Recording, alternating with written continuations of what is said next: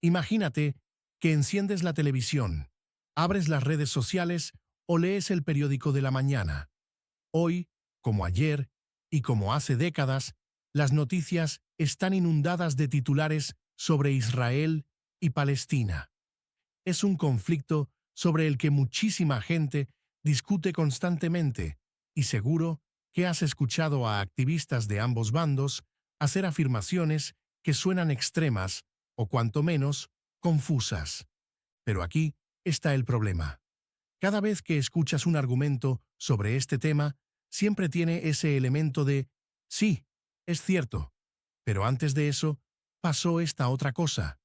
Es como un bucle infinito. Y es completamente comprensible estar confundido ante una historia tan larga y dolorosa. Por eso, hoy, en Búho Revela, he decidido hacer algo diferente. He querido ir al principio, al mismísimo origen de la historia humana registrada, para entender cómo empezó todo. Soy Álvaro Montes, y mi objetivo en este canal es investigar esas preguntas que nos incomodan o nos confunden, investigarlas a fondo y presentártelas de la manera más justa y clara posible. Esta es, sin duda, una de las historias más complicadas y discutidas de toda la historia de la humanidad. Vamos a descubrir cómo tanto judíos como árabes llegaron a creer, desde lo más profundo de sus corazones, que el pedazo de tierra más disputado del mundo les pertenece por derecho.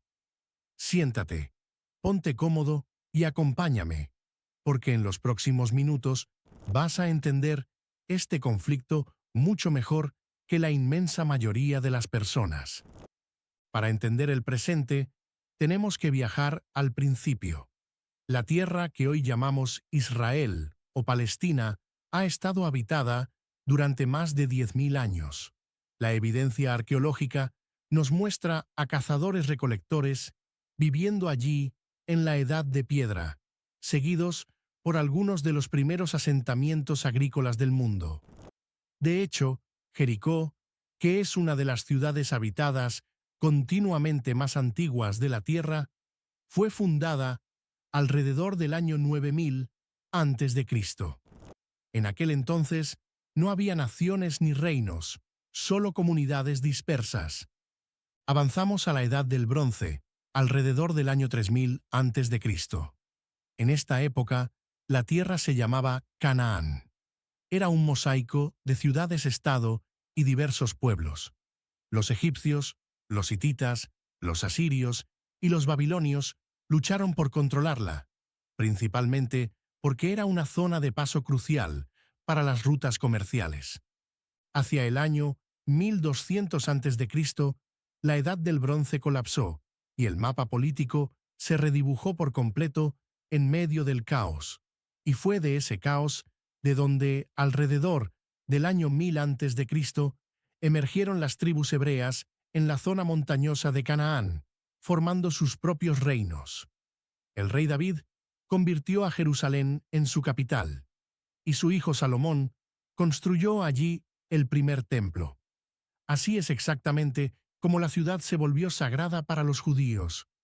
Pero la regla de oro en esta región es que nadie gobierna para siempre. El dominio judío no duró. Sus reinos cayeron y fueron enviados al exilio. Luego llegó el imperio persa, que tomó el control y permitió a los judíos regresar y reconstruir. A los persas les siguieron los griegos, luego los romanos y después los bizantinos. Cada imperio que pasaba dejaba tras de sí su idioma, su cultura y su arquitectura. Y aquí hay un detalle crucial que la historia a menudo pasa por alto. Después de aplastar dos importantes rebeliones judías, los romanos decidieron cambiar el nombre de la provincia de Judea a Siria-Palestina. Algunos historiadores afirman que esto fue un insulto intencionado, diseñado específicamente para borrar la identidad judía de la región. Sea como fuere, la soberanía judía terminó ahí y no volvería a existir durante casi 2000 años. Llegamos a los años 600 después de Cristo. Aparecen los ejércitos musulmanes, trayendo consigo el idioma árabe y el dominio islámico. Jerusalén adquiere un nuevo significado religioso con la construcción de la Cúpula de la Roca y la Mezquita de Al-Aqsa, que son lugares sagrados para los musulmanes por ser el sitio del viaje nocturno de Mahoma. Durante siglos, el Islam definió la región, aunque siempre con pequeños grupos de cristianos y judíos conviviendo en la mezcla. Luego llegaron los cruzados cristianos, capturaron Jerusalén masacrando a miles, solo para perderla tiempo después ante Saladino. Finalmente, a principios de la década de 1500, el Imperio Otomano tomó el control de la región y la gobernó durante los siguientes 400 largos años. Llegados a la década de 1800, la Tierra Santa no era más que un pequeño y olvidado rincón del inmenso Imperio Otomano. Era una región rural, pobre y mayoritariamente árabe. Hablamos de que entre un 80% y un 95% de su población era musulmana, con pequeñas comunidades de cristianos y judíos. En este punto de la historia, no existía una Palestina independiente, no existía un Estado judío y no había fronteras nacionales claras. Solo era un gran imperio que empezaba a tener serios problemas. Y entonces, el mundo estalló.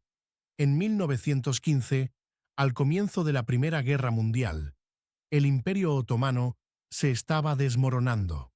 Gran Bretaña vio una oportunidad y animó a los árabes a levantarse contra los turcos para ayudar a derrotarlos, prometiéndoles a cambio respaldar su independencia después de la guerra. Sin embargo, los británicos jugaron un juego muy peligroso. Durante esa misma guerra, Gran Bretaña prometió esencialmente la misma tierra a tres grupos diferentes: a los árabes, a los franceses y a los judíos. El Imperio Otomano finalmente cayó y Gran Bretaña tomó el control de la región, encontrándose atrapada en un acto de equilibrio diplomático que resultaría ser imposible. En 1917, los británicos hicieron su promesa más famosa, la Declaración Balfour. Este documento prometía el apoyo británico a un hogar nacional para el pueblo judío. Al mismo tiempo, el documento prometía proteger los derechos civiles y religiosos de las comunidades no judías existentes. Esta declaración fue un terremoto. Emocionó a los sionistas y horrorizó a los árabes locales. Por primera vez en la historia moderna, una potencia mundial prometía públicamente la zona a un grupo, enfrentándose a un problema sin solución. La Sociedad de Naciones otorgó a Gran Bretaña el mandato para gobernar la tierra y hacer realidad ese vago hogar nacional. Todo mientras intentaba, de alguna manera, mantener la calma entre las mayorías árabes. Es en este punto donde la mecha de la tensión se enciende definitivamente. El Fondo Nacional Judío y otros grupos sionistas empezaron a comprar grandes extensiones de tierra en la Palestina otomana y más tarde británica. Hay que dejar algo muy claro. Estas compras se hicieron de forma legal, de acuerdo con las leyes otomanas y británicas de la época. A menudo compraban la tierra a terratenientes árabes u otomanos que ni siquiera vivían allí, y pagaban mucho dinero por ella. A este proceso lo llamaron aliyá, que significa ascenso, y se tradujo en olas de inmigrantes que construyeron nuevas ciudades, incluida Tel Aviv. Pero pongámonos en la piel de los árabes que ya vivían allí. Para ellos, ver a estos recién llegados comprando tierras, cercándolas y estableciendo asentamientos independientes era profundamente aterrador. Sí, las ventas eran legales. Se había pagado dinero y firmado escrituras. Pero para el campesino árabe, la legalidad del papel era irrelevante.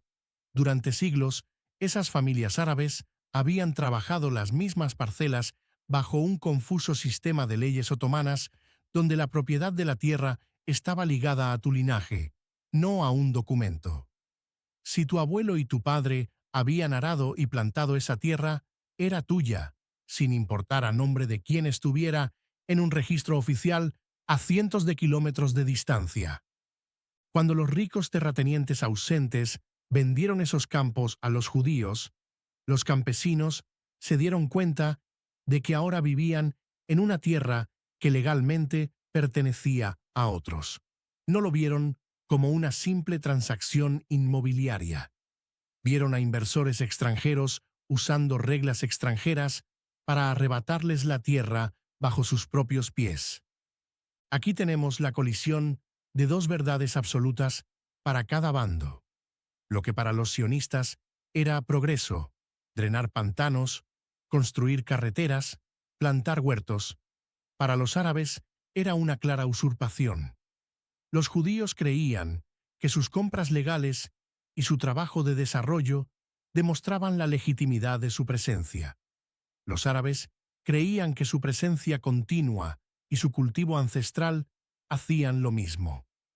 Gran Bretaña intentó honrar a ambos bandos y, como era de esperar, logró que todo el mundo estuviera furioso. Las tensiones estallaron una y otra vez. En 1920 y 1929, los rumores de que los judíos intentaban apoderarse de los lugares santos musulmanes provocaron disturbios que dejaron cientos de muertos. Para mediados de la década de 1930, esos enfrentamientos se habían convertido en la Revuelta Árabe, una insurgencia armada destinada a detener la inmigración judía y obligar a Gran Bretaña a marcharse. Los británicos aplastaron la revuelta brutalmente, matando a miles de árabes, exiliando a sus líderes y dejando al bando árabe sin liderazgo justo antes del estallido de otra guerra mundial.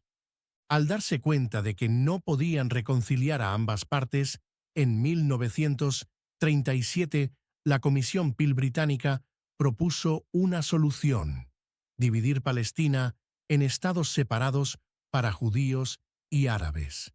Los judíos lo aceptaron de mala gana. Los árabes lo rechazaron por completo. Luego, en 1939, con el ascenso de Hitler en Europa, Gran Bretaña emitió un libro blanco que limitaba la inmigración judía y prometía un estado de mayoría árabe en un plazo de 10 años. Fue un giro total a su promesa inicial de Balfour. Entonces llegó la Segunda Guerra Mundial, la pesadilla absoluta. 6 millones de judíos fueron asesinados en Europa en el Holocausto, mientras los barcos británicos rechazaban a los refugiados judíos que llegaban a los puertos de Palestina. En respuesta, grupos sionistas clandestinos comenzaron a atacar objetivos británicos. Para 1947, Gran Bretaña estaba agotada y arruinada. No podía más. Entregaron el problema completo a la recién creada Organización de las Naciones Unidas, la ONU, y se lavaron las manos. Después de 3 décadas de gobierno, el imperio que una vez dominó el mundo no podía controlar esa pequeña franja de tierra. La ONU ideó una solución que, sobre el papel, parecía simple. El 29 de noviembre de 1947, la Asamblea General votó a favor de dividir Palestina en 2 estados, uno judío y uno árabe, dejando a Jerusalén reservada como una ciudad internacional. El plan otorgaba al Estado judío aproximadamente el 55% de la tierra, a pesar de que los judíos representaban solo 1/3 de la población en ese momento y poseían menos del 10% del territorio. El resto sería para un Estado árabe. Hay que matizar que esta estadística puede ser engañosa, ya que gran parte de la porción judía era el duro desierto del Negev, que estaba vacío, seco y en gran parte inhabitable. Al Estado árabe se le asignó la mayor parte de la tierra fértil y las ciudades. una decisión tomada en parte para evitar desplazar a grandes poblaciones árabes. Las reacciones fueron polos opuestos. Los judíos vieron el plan como un salvavidas, una base legal y moral para el país con el que habían soñado durante siglos.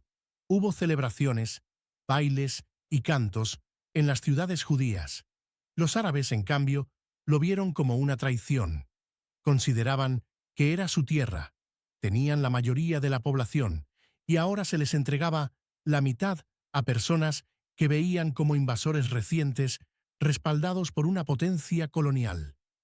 En los pueblos árabes, la decisión desató una furia incontrolable. Al día siguiente de la resolución de la ONU, estalló la guerra civil entre árabes y judíos dentro de Palestina. Durante unos 6 meses, la violencia consumió la región mientras las tropas británicas se preparaban para irse. Milicias árabes bloquearon la carretera a Jerusalén, aislando a 100.000 judíos. Convoyes judíos fueron emboscados y médicos y enfermeras fueron asesinados. En la primavera, las fuerzas judías se reagruparon y lanzaron el Plan D para asegurar el territorio asignado por la ONU y áreas estratégicas más allá de él. En abril, un ataque paramilitar judío a un pueblo árabe cerca de Jerusalén resultó en la muerte de unos 100 aldeanos, incluyendo mujeres y niños. Aunque fue condenada por líderes judíos, esta masacre fue transmitida por todo el mundo árabe como una advertencia de lo que estaba por venir. El pánico se extendió, y decenas de miles de palestinos huyeron de sus hogares, algunos por miedo, otros empujados por los combates o expulsados directamente. Poco después, el liderazgo judío declaró el Estado independiente de Israel, y en cuestión de horas, 5 ejércitos árabes, Egipto, Transjordania, Siria, Irak y Líbano, invadieron. Afirmaron que venían a defender Palestina, pero en el fondo, probablemente también competían por controlarla. La guerra duró meses, pero Israel mantuvo su posición y empujó a los ejércitos árabes en casi todos los frentes. Para cuando se firmó un acuerdo de paz a principios de 1949, Israel había ampliado sus fronteras mucho más allá del plan de la ONU, controlando ahora aproximadamente el 78% del antiguo mandato británico. El resto, Cisjordania y Gaza, fue tomado por Jordania y Egipto, respectivamente. Y aquí llegamos a la tragedia humana del conflicto. Para los árabes, el resultado fue devastador. Unos 700.000 árabes, más de la mitad de su población, huyeron o fueron expulsados de sus tierras.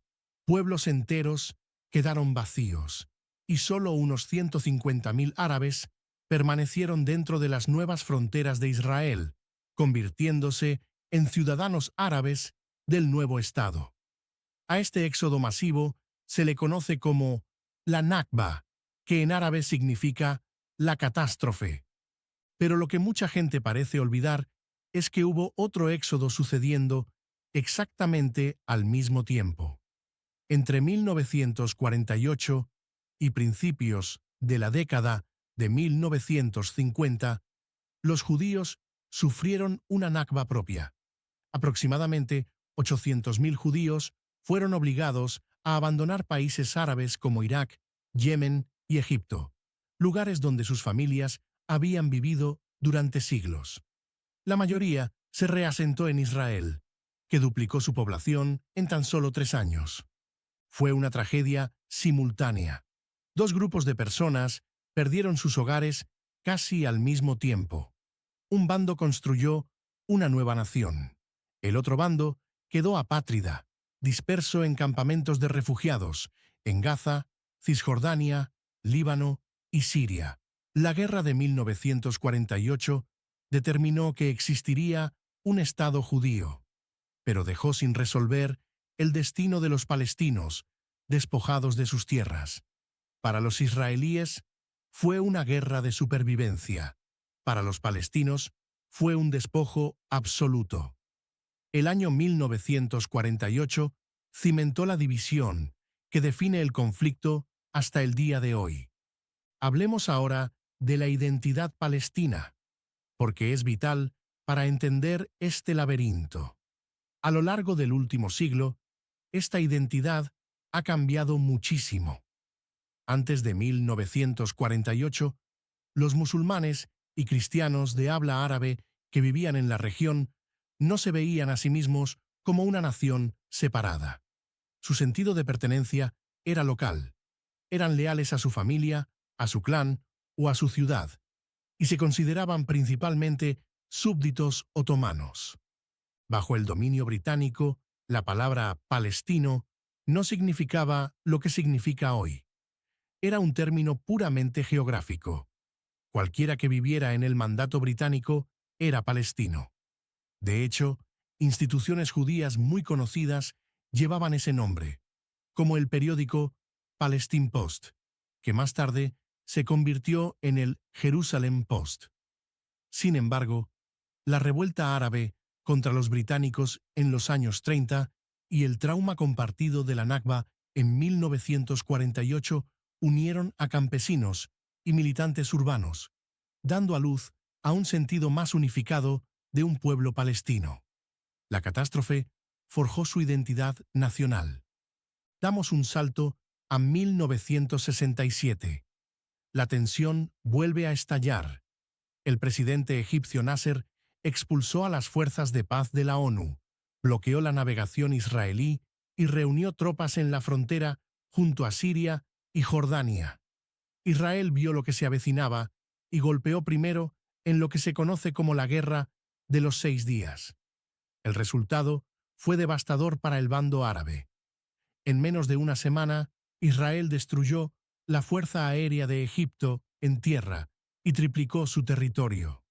Israel tomó el control del Sinaí, Gaza, Cisjordania, Jerusalén Este y los Altos del Golán. De repente, aproximadamente 1 millón de palestinos quedaron bajo el gobierno militar israelí. Fue en este momento cuando comenzó la ocupación que define el conflicto en la actualidad. Aunque no conservaron toda esa tierra, los asentamientos israelíes en territorios ocupados comenzaron casi de inmediato y se multiplicaron por décadas. Para los israelíes, la ocupación era una cuestión de seguridad nacional. Para los palestinos, era un robo en cámara lenta. En este contexto de desesperación y resistencia, surgió Yasser Arafat y la Organización para la Liberación de Palestina, la OLP. La lucha armada y la diplomacia global de la OLP hicieron que la palabra palestino fuera conocida en todo el mundo.